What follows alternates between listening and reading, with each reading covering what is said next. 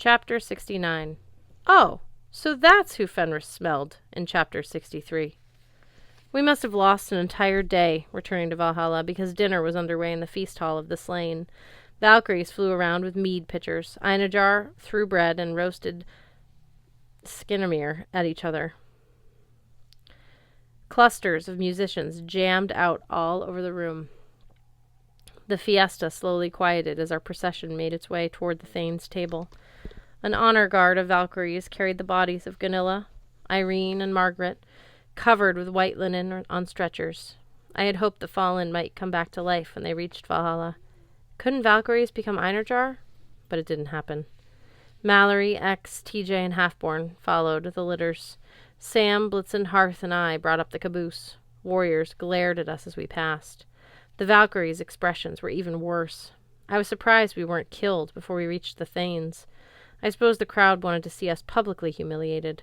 They didn't know what we'd done. They just knew we escaped rogues brought back for judgment, following the bodies of 3 Valkyries. We weren't shackled, but I still shuffled along as if the rope and Scotty was wrapped around my ankles. I cradled the ceramic jar in the crook of my arm.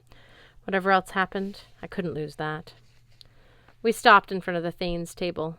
Eric, Helgi, Leif, and the other Erics looked grim. Even my old buddy Hunding, the bellhop, stared at me with shock and disappointment, as if I'd taken away his chocolate.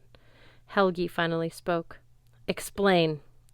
I saw no reason to hold anything back. I didn't speak loudly, but my words echoed through the hall.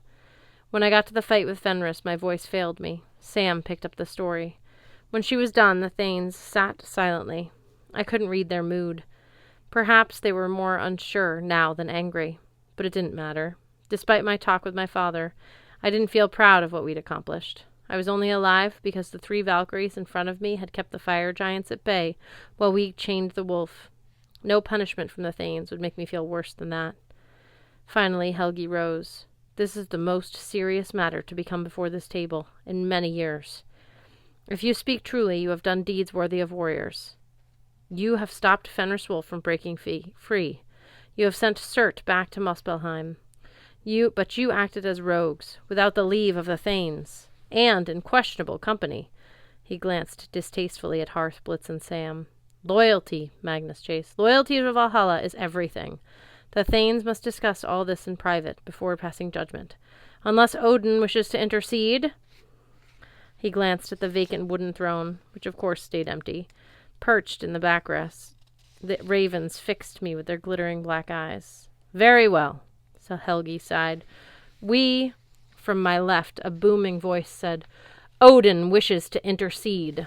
Nervous murmurs rippled through the feast hall. X raised his stone-gray face toward the Thanes. "X?" TJ whispered. "This is no time for jokes." "Odin wishes to intercede," said the half-troll stubbornly. His appearance changed. His huge, trollish shape dropped away like camouflage fabric. In X's place stood a man who looked like a retired drill sergeant. He was barrel-chested, with massive arms stuffed in short-sleeve Hotel Valhalla polo shirt.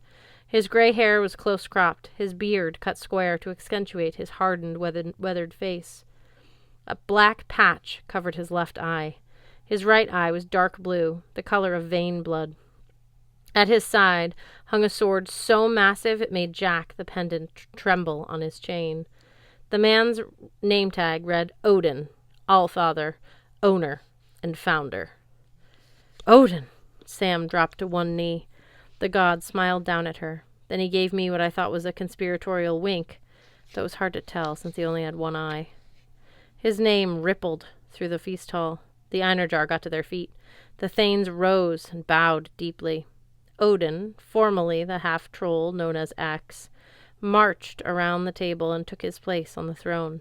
The 2 ravens landed on his shoulders and pecked affectionately at his ears. "Well," Odin's voice boomed, "what does a god have to do to get a cup of mead around here?"